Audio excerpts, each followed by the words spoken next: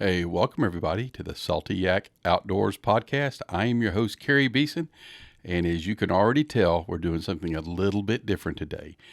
If you're one of our regular listeners that listen to the podcast on the road or just on an audio level, you're in for a treat because I am videoing this one and putting it up on the Salty Yak YouTube also.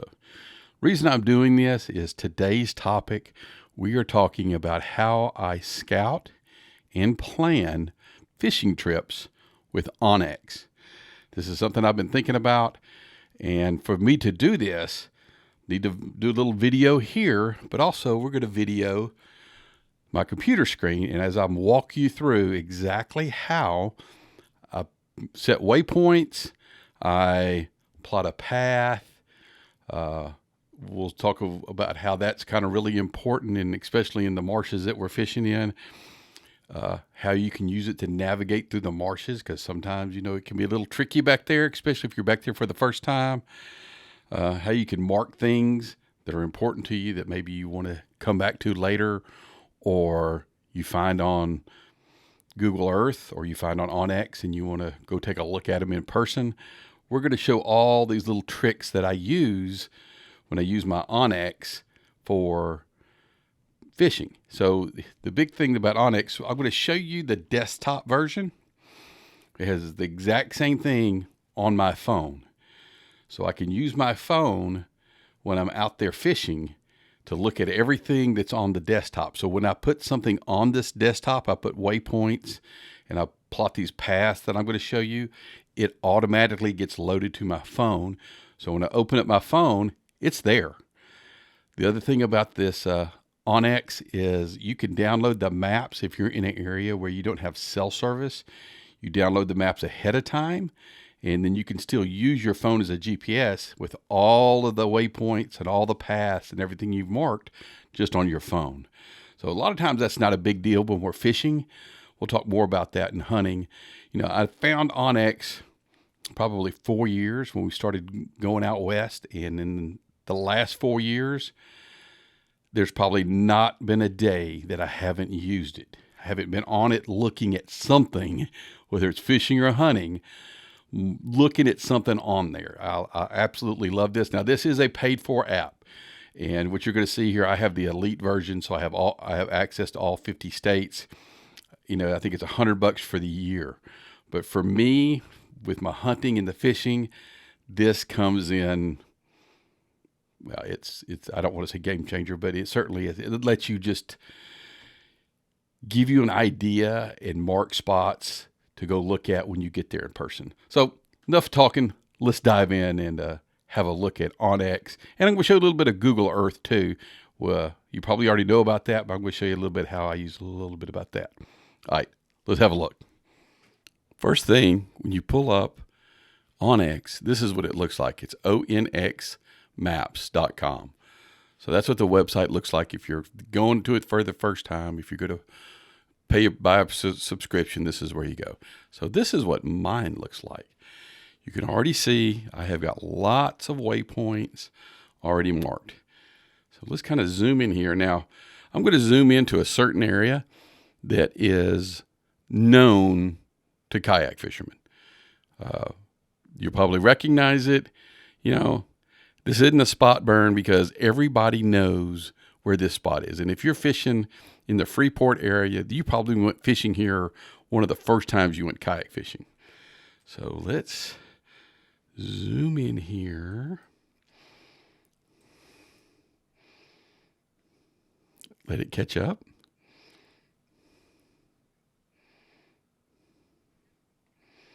And here we go. So this is Swan Lake Boat Ramp. All right. You can see that I've already got a waypoint here. Do I have it labeled? Let's see. Pulls up. Yes. Swan Lake Boat Ramp. Already have it labeled. So the great thing is you can identify where launch points are, where boat ramps are, put a little waypoint there, and you can share these with your fishing buddies and say, hey, let's meet here at this boat ramp at 5 o'clock in the morning. All right. So where we're going to go is we're going to go over here into what's called Essex Bayou. It's right across from here. This is a very well-known place. It gets fished a lot.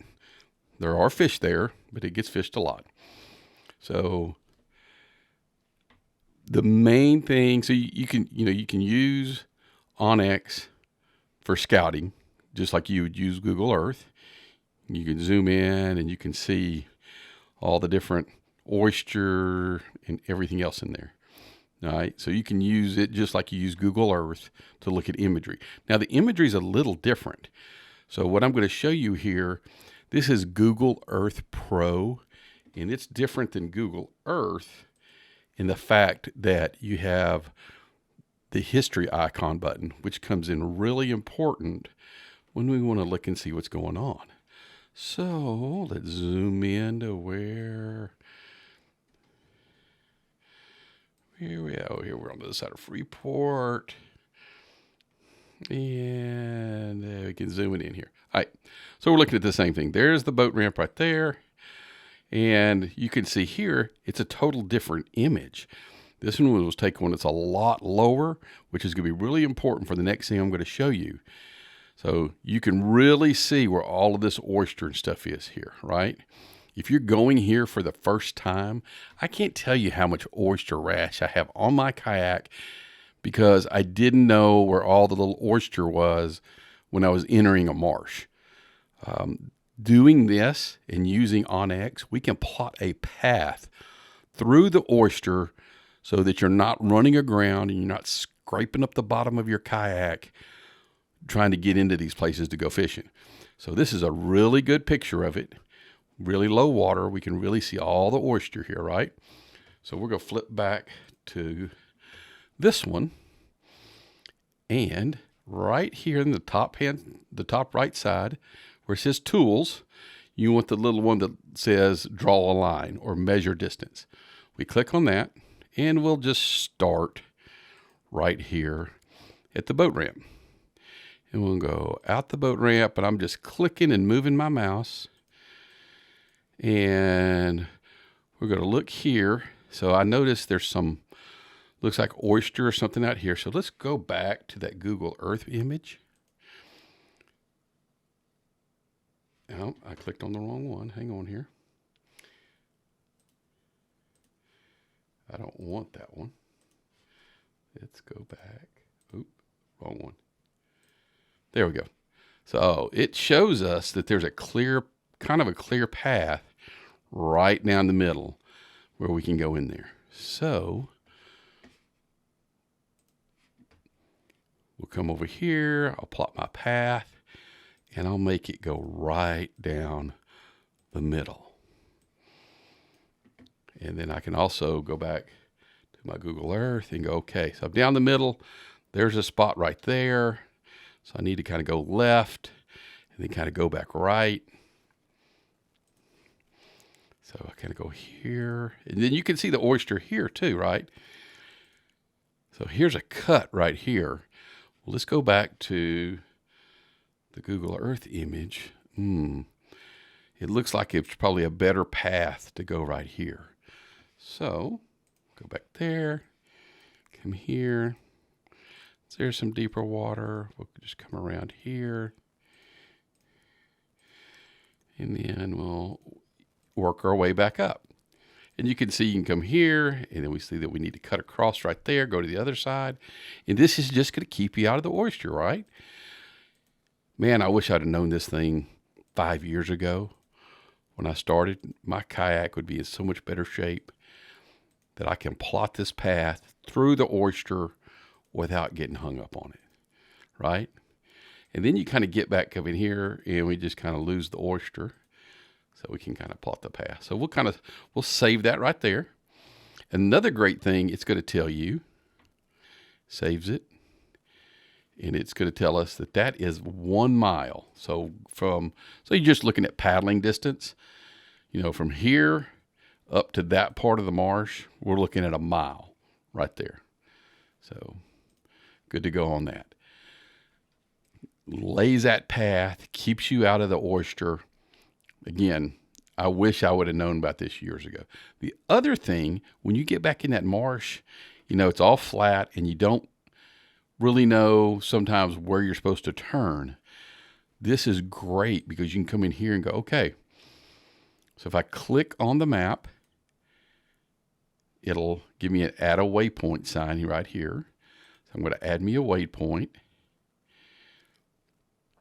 And I'm going to hit so there's a lot of these little icons here that you can choose from, but I'm going to use the turn here one. And you can even come in here and change the color and stuff of it. I'll just leave it red. But that tells me that, unless I want to go back up in here, that's a dead end. But you can also come in here and you can look at here. I know I don't want to turn in there because that's a dead end. But as you're scouting, you can come in here and look. And if you can find, I'm trying to think if there's any in this marsh. See, if the water's high, you may want to come in here. So you might want to put a turn here right there. So I can come in that. I'll know that little gap right there is leading me back into all of this area back here. Let it catch up. Let the resolution catch up here. Come on. But you can see how plotting these points when you're scouting, going to a new place you've never been, can be super, super helpful. Just navigating through the oyster, knowing where to turn. If you find things in here, like if I want to know, so I'm looking at this lake over here, right? So let's go back to the Google Earth image and go, see there's spots of oyster down it. So I could lay a path saying, stay on the left side. And then I get back here and so the water is pretty low. Can kind of look at it a little bit. What is out here? Is there anything out here that's interesting to me in this lake? It doesn't really look like it. What I'm looking for is is there a patch of oyster or something that's out here in this lake? That would be a great, let's just say there was. Let's just say there was a patch of oyster out here in this lake that I could see from Google Earth. Then I could go back over here. And there's a dark spot there. That could be something. So I could put, a little icon there. Drop me a waypoint. Point of interest. Whatever you want to use. Boom. Because when you get out there in that lake, you can go right to that point. You may or may not be able to see it from the water. It could be hidden. But that's a good way that you can mark little things in here that give you hints and reminders of things to go check out that you saw. So you see the main channel leads us up here. And then we get up here and it kind of goes left and right. You could drop another waypoint right here. And maybe I'll just put a turn one there, just so I know that I'm at that spot. I'm at that junction where I can go left, or I can go right, or I can go straight, or do whatever I want to. All right, there he caught up to us. So laying paths, dropping waypoints on turns, on points of interest that you might want to go look at. You mark reefs. Now, here's something about this that I really love about Google Earth. So now, not Google Earth, OnX. So this is the regular imagery. You can see it when we zoom in. It is pretty detailed, just like Google Earth is. It's just a different photograph taken at a different time, right? That's why it's important. That's why I like to go back and compare, because you can see different things in the different photographs from Google Earth and OnX. But the OnX has this really neat little feature here. So I have to pan out a little bit because the resolution for this is not as good as the regular picture. But what it shows me, so I click right here on the map, because we can go hybrid where it'll show us, topographical features, or you can go straight topo map. if you want to with it. I usually stay on the satellite, but you see this where it says recent imagery. We activate that, and it takes a minute. So you see down here, this image was taken between April 29th and May. So it probably was taken May 13th. They do these in 2-week blocks. Okay. So you literally can go back and look, what was the water, what were the conditions, and what did the water look like 2 weeks ago, right? So you can come in here and say, okay, was it flooded? Was it the water super high? Was it super low? The problem with it, or the one downfall, is it's not super high resolution. So you can't see the detail, but you can see enough of it to get a pretty good idea of what was going on there. Now, occasionally you run into some cloud cover, but you literally can go, okay, so that was 2 weeks ago. Well, what was it doing? Oh, so April 15th through the 29th, a lot of cloud cover. Oh, the 1st through the 15th, we can look at that. So see, that was a nice clear day that one was taken. And we can kind of zoom in. Again, we don't have the clarity to go super close, but we can go, this started back, here, let's just run it back. Let's see how long. I think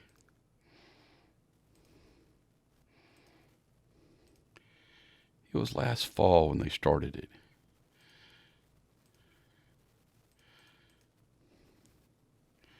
Well, heck, this goes back to last summer. Some of them. So, but you get the idea. You can go back here and look at past images. What I like most about it is I can look what it was like last week and see what the water conditions were. This comes in handy when you're scouting new places, because you might find an image on Google Earth where, and this is what happened to me, it showed that there was a log jam at a certain marsh. And when I looked at the recent imagery, that log jam had been washed away. So it had allowed, access into the spot that I wanted to go to. But I knew that because I looked at the recent imagery, because the one that they had on Google Earth and the one they had on here was showing that the log jam was there. But the recent one showed that it wasn't. And sure enough, guess what? It wasn't there. So I love the recent imagery of it. Like I was saying, so when I drop all of these here, I put all this on here. When I open up my phone, if I opened up my phone right now, all of this path and all of these little points that I had plotted will be on my phone right now. The thing I love about the phone part of it is that you can track your path for the day. So let's back up here. We'll pull out here. So the recent Matagorda trip that we went on, it's going to take a minute for the computer to catch up. But we go down here to Matagorda Island, and you can see, so the red was a path that I had laid out, and I had I shared it to the people who wanted to know what the path was. Now, another caveat, if I'm going to share this path in red with you, you've got to have OnX, right?